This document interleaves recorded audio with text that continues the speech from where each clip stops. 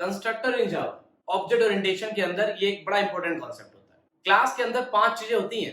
Class में variable हो सकता है, क्लास में मेथड हो सकता है, क्लास में स्टैटिक ब्लॉक हो सकता है। वेरिएबल और मेथड खुद स्टैटिक भी हो सकते हैं, नॉन स्टैटिक भी हो सकते हैं। वो 2 चीजें हो गई, वेरिएबल, मेथड और स्टैटिक ब्लॉक। जो चौथा कंपोनेंट क्लास के अंदर अवेलेबल है वो है कंस्ट्रक्टर, और एक पांचवा होता है उसे कहते हैं इनिशियलाइज ब्लॉक। उसके बारे में बाद में बात करेंगे कंस्ट्रक्टर के। तो हम क्लास के 4th कॉन्सेप्ट को पढ़ रहे हैं जो है क्लास का कंस्ट्रक्टर। क्लास में कंस्ट्रक्टर क्या होता है? तो क्लास के अंदर कंस्ट्रक्टर एक स्पेशल मेथड है जो कि ऑटोमेटिकली एग्जीक्यूट होगा जब उस क्लास का ऑब्जेक्ट बनेगा। अगर 5 ऑब्जेक्ट बनेंगे तो वो ब्लॉक 5 बार एग्जीक्यूट होगा।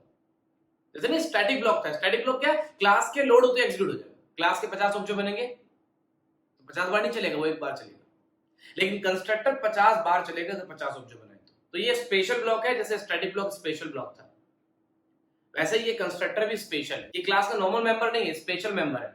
स्पेशलिटी है इसकी कुछ 3-4 स्पेशलिटी है। जैसे इसका नाम आपकी चॉइस का नहीं होगा, इसे आप अपनी मर्जी से कभी कॉल नहीं कर सकते, इसका एग्जीक्यूशन फिक्स्ड है, इसका रिटर्न टाइप आप अपनी मर्जी से कुछ नहीं लगा सकते। तो चलिए कंस्ट्रक्टर को प्रोग्राम के थ्रू समझते हैं। तो मैं कंस्ट्रक्टर को समझाने के लिए प्रोजेक्ट बिल्ड कर रहा हूं इक्लिप्स में।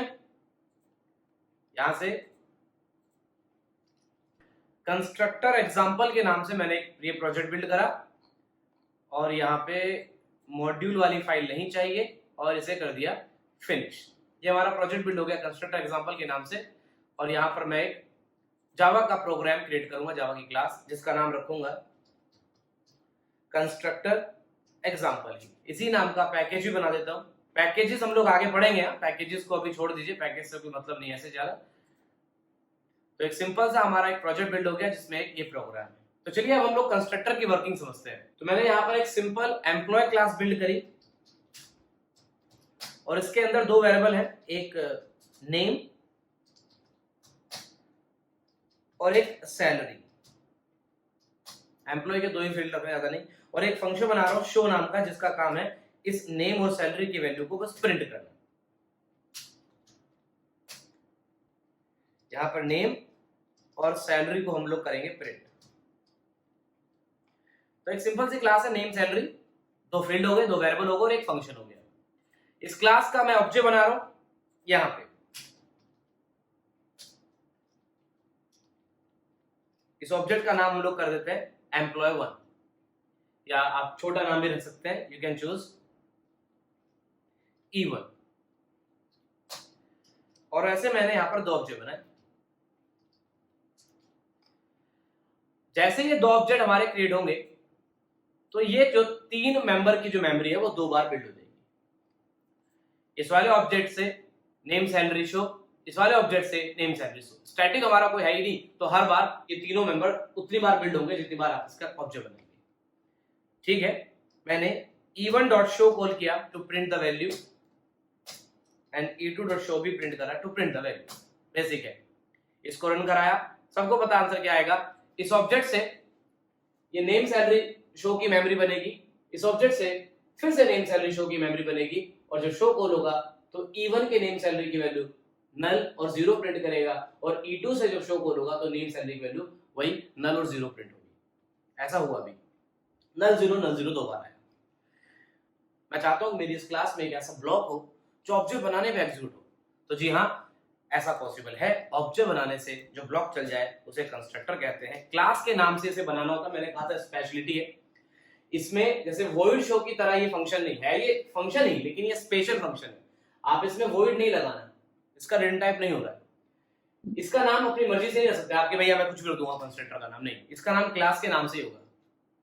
ये हमारा ऑटोमेटिकली एग्जीक्यूट होगा। इसे हम लोग जैसे शो को कॉल कर रहे हैं यहाँ पे ना, ऐसा इसकी कॉलिंग हम लोग नहीं कर रहे हैं, इसकी कॉलिंग इनबिल्ट है।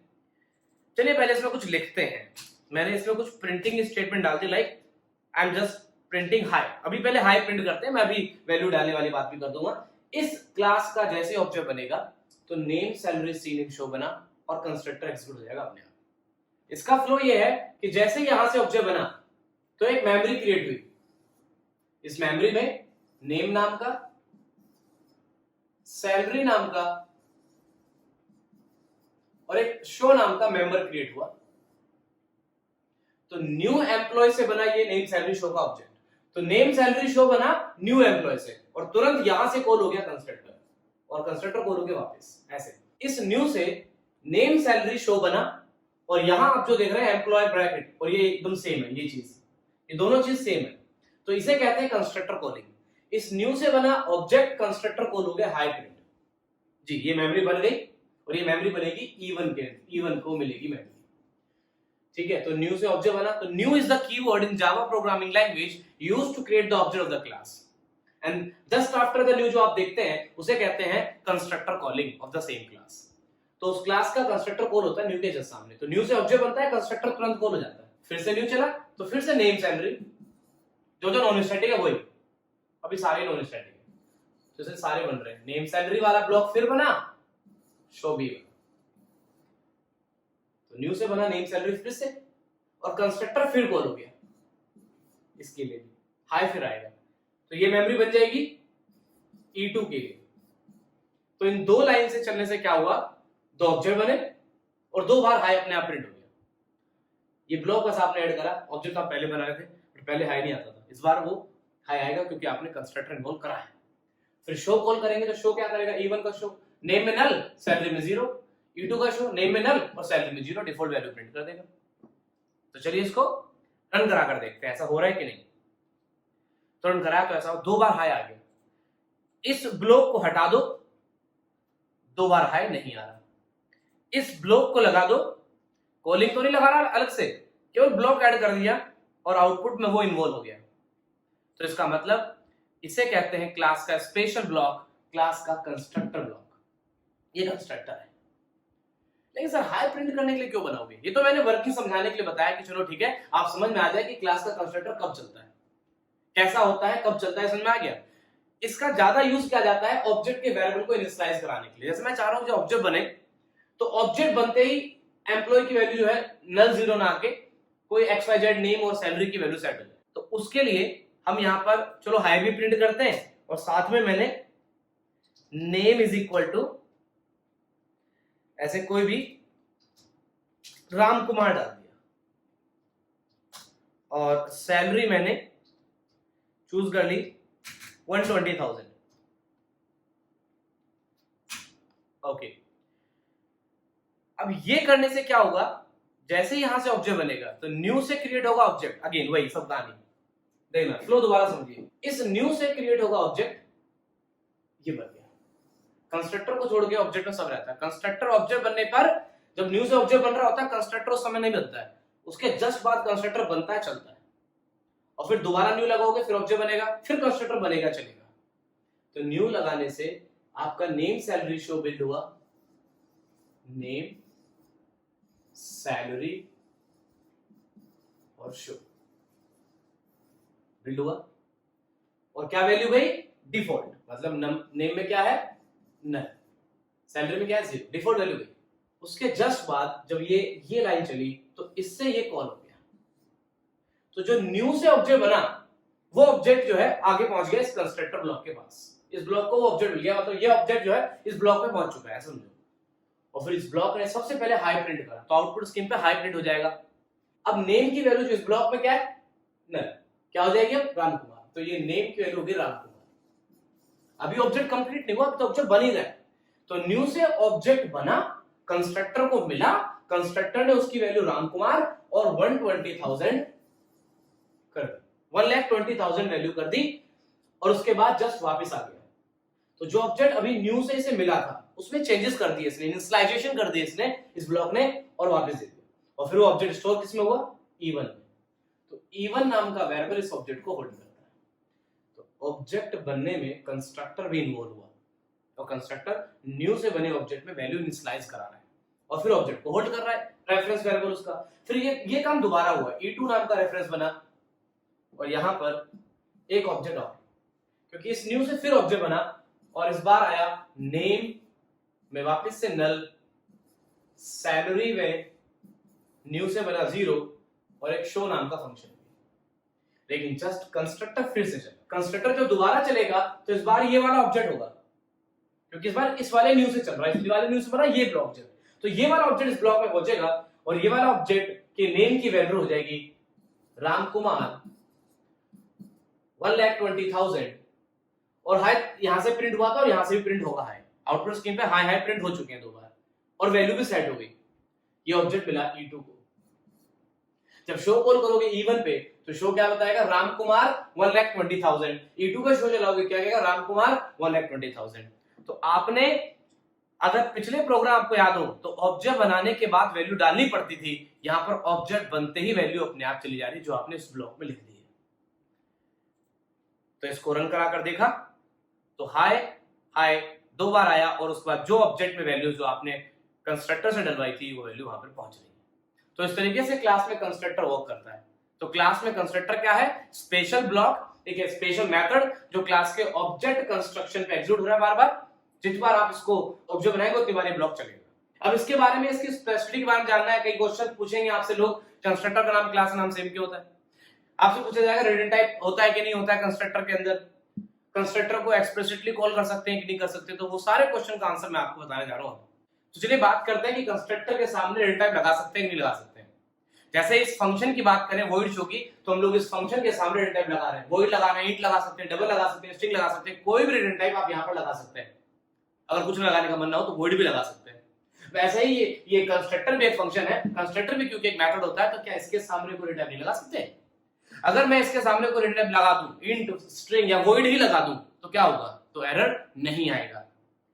अगर मैं यहां पर वॉइड लगाता हूं तो एरर नहीं आया, कोई कंपाइल टाइम एरर नहीं, there is no red lines. लेकिन ये जान लीजिए अब ये कंस्ट्रक्टर नहीं रहा, अब ये कंस्ट्रक्टर नहीं, आपकी क्लास का ये बन गया है नॉर्मल शो की तरह एक फंक्शन जिसका नाम एम्प्लॉय है। जी हाँ, क्लास में क्लास के नाम का फंक्शन बना सकते हैं, कोई प्रॉब्लम नहीं होती। अब ये फंक्शन है, जैसे अब तक आउटपुट क्या आ रहा था, ऑब्जेक्ट बनेगा हाई प्रिंट होगा, ऑब्जेक्ट बनेगा हाई प्रिंट होगा, वैल्यू भी जाएगी। इस बार ऐसा कुछ नहीं है, ना वैल्यू जाएंगी ना हाई प्रिंट हुआ, केवल नल जीरो आया। मतलब एक तरीके से यहां से ऑब्जेक्ट बना और ये कभी चला ही नहीं, क्योंकि अब ये कंस्ट्रक्टर नहीं है। This block is not a constructor anymore, क्योंकि आपने रिटर्न टाइप लगा दिया। क्योंकि कंस्ट्रक्टर रिटर्न नहीं लगाते हैं इसीलिए कंस्ट्रक्टर नहीं रहा, अब ये कंस्ट्रक्टर है। ये फंडा क्या है, तो कंस्ट्रक्टर क्लास का वो ब्लॉक है जिसमें इम्प्लिसिट इंटरनली एक रिटर्न टाइप इसमें होता है पहले से। अब क्योंकि कंस्ट्रक्टर का अपना एक वैल्यू रिटर्न टाइप होता है तो आप कुछ भी नहीं लगा सकते। अगर आपने कुछ भी इवन वॉइड भी लगाया तो भी वो कह देगा ये कंस्ट्रक्टर नहीं है, क्योंकि रिटर्न टाइप आप अलाउड ही नहीं है लगाना, आपको रिटर्न टाइप लगा ही नहीं सकते।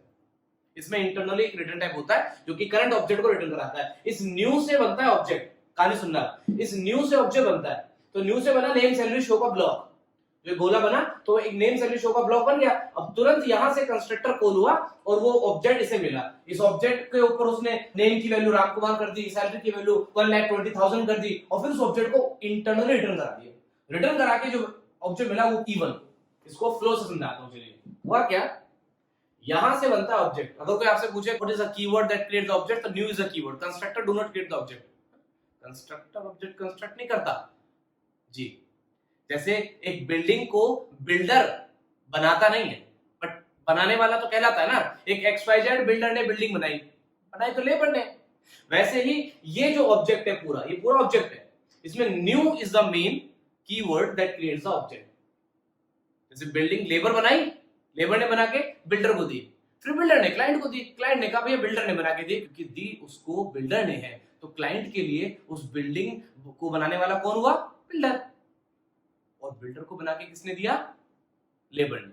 एकदम ऐसा ही सिनेरियो यहां भी होता है। न्यू से बनता है ऑब्जेक्ट, डिफॉल्ट वैल्यू वाला, नेम मिला, सैलरी, डिफॉल्ट वैल्यू वाला ऑब्जेक्ट बन गया और तुरंत यहां से ये ब्लॉक कॉल होगा कंस्ट्रक्टर। ये जो ऑब्जेक्ट बना ये इस कंस्ट्रक्टर को मिल जाता है इंटरनली कंस्ट्रक्टर वही ऑब्जेक्ट होल्ड करेगा जो न्यू से बना। अब न्यू एम्प्लॉय से जो ऑब्जेक्ट बना वो इस कंस्ट्रक्टर को मिला। अब इस ऑब्जेक्ट में उसने नेम और सैलरी की वैल्यू सब डाली, अगर डलवाई है तो जो भी करा वो अपना ऑपरेशन करा और उस ऑब्जेक्ट को इसने रिटर्न करा दिया यहां पे वापस। ये पूरा कोड चल गया, न्यू से ऑब्जेक्ट बना, कंस्ट्रक्टर को मिला, कंस्ट्रक्टर ने ऑब्जेक्ट को वापस दे दिया, तो वापस देकर ऑब्जेक्ट पहुंचता है इस वेरिएबल E1 में। तो E1 होल्ड्स दैट ऑब्जेक्ट। तो इस E1 नाम के रेफरेंस वेरिएबल को ऑब्जेक्ट कहां से मिला, न्यू से या कंस्ट्रक्टर से? तो इसे मिला कंस्ट्रक्टर से। कंस्ट्रक्टर ने जो ऑब्जेक्ट दिया वो इसने स्टोर कर लिया। तो लास्ट में कंस्ट्रक्टर चला था, तो ये तो कहेगा कंस्ट्रक्टर बना के दिया, इस ब्लॉक ने ऑब्जेक्ट बना के दिया, लेकिन एक्चुअली ब्लॉक को न्यू ने बना के दिया था। जैसे लेबर बिल्डिंग बना के बिल्डर को देती है, बिल्डर क्लाइंट को देता है, क्लाइंट कहता है बिल्डर ने बनाया, इस बंदे ने बना के दी बिल्डिंग, बट एक्चुअली बनाई लेबर ने। तो सिनेरियो कुछ ऐसा ही है। तो कंस्ट्रक्टर ऑब्जेक्ट कंस्ट्रक्शन में हेल्पिंग हैंड है, ऑब्जेक्ट कंस्ट्रक्ट नहीं करता है, ऑब्जेक्ट कंस्ट्रक्शन में इन्वॉल्व है और ऑब्जेक्ट कंस्ट्रक्ट करता है न्यू कीवर्ड। तो आपको बात समझ में आ गई। तो कंस्ट्रक्टर में इसीलिए अगर आपने वॉइड लगा दिया, सोचो आपने यहां पर लगा दिया वॉइड, तो ये क्यों नहीं चलता, ये कंस्ट्रक्टर क्यों नहीं रह जाता, अब ये अलाउड क्यों नहीं है? तो इसीलिए अलाउड नहीं है क्योंकि न्यू से जो ऑब्जेक्ट बनेगा, ठीक है, अब वो कंस्ट्रक्टर को मिलेगा। कंस्ट्रक्टर का मैं देता ही नहीं। वॉइड का मतलब क्या होता है, एक फंक्शन में अगर वॉइड है तो मतलब वो रिटर्न कुछ नहीं करेगा। मतलब एक तरीके से यहां से ऑब्जेक्ट बना, ऑब्जेक्ट बन के इसको दिया, ये वापस नहीं दे रहा। अब वापस नहीं देगा तो इवन में स्टोर क्या होगा, कुछ नहीं हो पाएगा। तो इस इवन में कुछ स्टोर नहीं हो पाएगा, तो एक तरीके से ऑब्जेक्ट कंस्ट्रक्शन गलत हो जाएगा। ऑब्जेक्ट को कंस्ट्रक्ट करने का जो पूरा मैकेनिज्म है वो कभी खराब ना हो, उसमें कभी कोई दिक्कत ना आ पाए, इसलिए कंस्ट्रक्टर में रिटर्न टाइप लगाना कुछ भी अलाउड नहीं है। आपने कहा वॉइड तक नहीं लगा सकते आप कुछ भी लगाएंगे कंस्ट्रक्टर वो जावा अपना बना लेगा, अपना कंस्ट्रक्टर बना लेता है। जी हाँ, एक टर्म और आ गया, उसे क्लियर कर देता हूं। अगर मैं यहां पर वॉइड लगा देता हूं तो ये कंस्ट्रक्टर नहीं रहता, आपको पता है। तो एक तरीके से ये है ही नहीं, चलो मैं लगाता ही नहीं इसको, मैं इसे नहीं लगा रहा, लेकिन यहां से तो अभी भी कंस्ट्रक्टर कॉल हो रहा है, यहां से अभी भी ब्लॉक कॉल हो रहा है। तो जी हाँ, जावा में क्या होता है कि जब आपने कोई क्लास में कंस्ट्रक्टर नहीं बनाया तो जावा का कंपाइलर इस क्लास में जो कंपाइल करेगा तो दिखेगा कंस्ट्रक्टर नहीं है, तो अपने से एक ब्लैंक कंस्ट्रक्टर, इसे कहते हैं डिफॉल्ट कंस्ट्रक्टर बना देगा। तो जावा का कंपाइलर यहां पर एक डिफॉल्ट कंस्ट्रक्टर ऐसा ब्लैंक बॉडी के साथ ऐड कर देगा, जिससे कि न्यू से ऑब्जेक्ट बने और ऑब्जेक्ट बनके ये कंस्ट्रक्टर कुछ नहीं करेगा, लेकिन ये चल के ऑब्जेक्ट वापस देगा, ऑब्जेक्ट लेगा और फिर वापस दे देगा। तो ये कंस्ट्रक्टर ऑब्जेक्ट कंस्ट्रक्शन की मैकेनिज्म को पूरा कर रहा है बस। इसलिए जावा कंपाइलर एक डिफॉल्ट कंस्ट्रक्टर डाल देता है, ठीक है भैया ब्लैंक कंस्ट्रक्टर डाल देते हैं, कम से कम ऑब्जेक्ट बनने की जो प्रोसीजर है वो सेम रहेगी। आपको दो तरीके नहीं सीखने पड़ेंगे, क्योंकि जब ऑब्जेक्ट बनेगा न्यू से तो कंस्ट्रक्टर कॉल होता ही होता है। या तो तुमने बनाया हुआ कंस्ट्रक्टर वो चल जाएगा, या जावा कहता मैं अपना बना के डाल दूंगा, जिससे कि ऑब्जेक्ट कंस्ट्रक्शन का एक मैकेनिज्म रह सके। लेकिन अगर आप बनाते हैं तो रिटर्न टाइप नहीं लगा सकते, क्योंकि फिर वो आपका कंस्ट्रक्टर चलाएगा, वो गलत हो गया तो फिर बेकार है। अगर आपने कोई कंस्ट्रक्टर बना दिया तो जावा ये डिफॉल्ट कंस्ट्रक्टर जो बात है ये अपने से नहीं बनाएगा। अगर आपने ये कंस्ट्रक्टर बनाया तो जो डिफॉल्ट कंस्ट्रक्टर मैंने भी बनाया था वो नहीं बना। अगर आपने नहीं बनाया कंस्ट्रक्टर तो जावा आपको कंस्ट्रक्टर बना के डिफॉल्ट देगा। डिफॉल्ट कंस्ट्रक्टर कैसा होता है, तो डिफॉल्ट कंस्ट्रक्टर अभी मैंने बताया था इस तरीके से डिफॉल्ट कंस्ट्रक्टर होता है, लेकिन इसमें एक लाइन और होती है अंदर, वो है सुपर कंस्ट्रक्टर चेनिंग। ये लाइन और होती है, लेकिन मैं अभी इसके बारे में बात नहीं करूंगा, इसे मैं इनहेरिटेंस पढ़ाने के बाद जब सुपर कंस्ट्रक्टर चेनिंग पढ़ाऊंगा तब बताऊंगा। तो सुपर चेनिंग भी होती है, लेकिन है अभी भी ये ब्लैंक कंस्ट्रक्टर है, इसमें कुछ एक्चुअल में करने के लिए नहीं है, ये ब्लैंक बॉडी कंस्ट्रक्टर है जो जावा कंपाइलर के थ्रू आपकी क्लास में अवेलेबल होगा। अभी सुपर से मतलब नहीं है तो इसे हटा देता हूं, लेकिन ये भी इसमें रहता है डिफॉल्ट में। अगर कोई आपसे पूछे कि डिफॉल्ट कंस्ट्रक्टर कैसा होता है तो आपको ये बताना है, ये लगा के बताना कि हाँ ऐसा ये डिफॉल्ट कंस्ट्रक्टर हमारी क्लास में अवेलेबल है। इसकी वर्किंग बाद में समझाऊंगा अभी। तो चलिए, डिफॉल्ट कंस्ट्रक्टर जो जावा क्लास में हमें कंपाइलर अवेलेबल करा रहा है, तो मैं नहीं चाहता कि वो चले, मैं अपना कंस्ट्रक्टर, क्योंकि मैं चाह रहा हूं कि ऑब्जेक्ट बनते कुछ कोड चले। अगर आप चाहते हैं कि ऑब्जेक्ट बनते ही मतलब ऑब्जेक्ट इस क्लास का केवल ऑब्जेक्ट ना बने, ऑब्जेक्ट बनने के साथ साथ कोई कोड भी चले, तो तुम्हें खुद का कंस्ट्रक्टर यहां बनाना पड़ेगा जो मैंने बनाया है। न्यू से ऑब्जेक्ट बना, अब डिफॉल्ट नहीं, मेरा कंस्ट्रक्टर चला, फिर ऑब्जेक्ट बना, फिर मेरा कंस्ट्रक्टर दोबारा चला। इस तरीके से कंस्ट्रक्टर वर्किंग होती है। कंस्ट्रक्टर का नाम और क्लास का नाम सेम क्यों होता है, तो इसका भी रीजन है सर।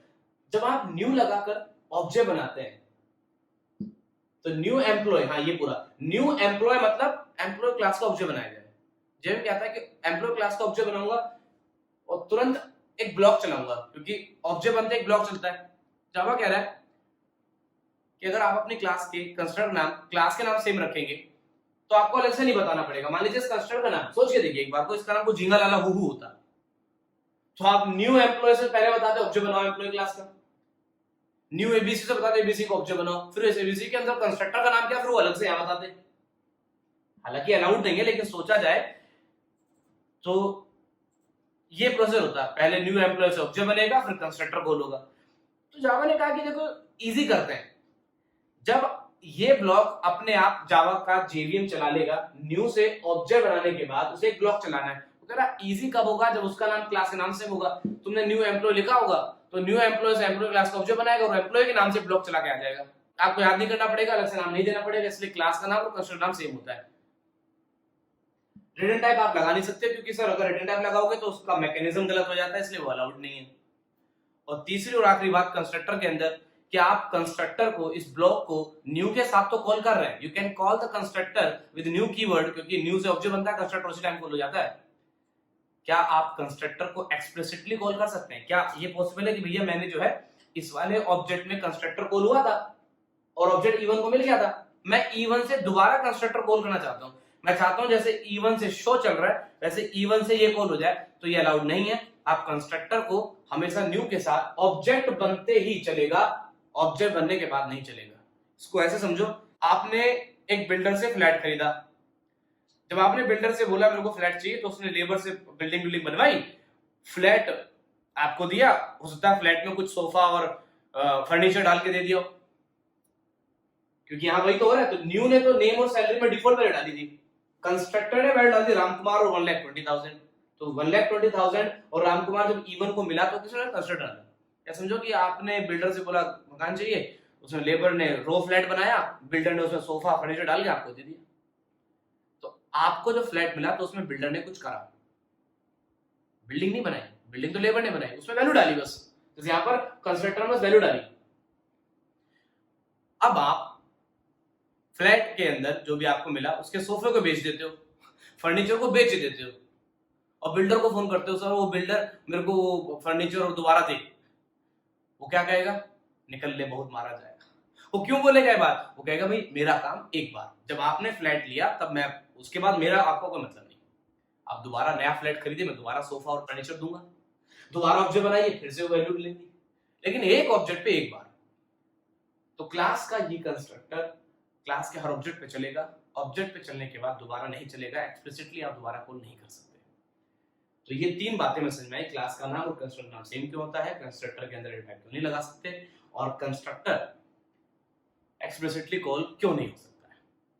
तो कंस्ट्रक्टर की वर्किंग यहां पर क्लियर होती है।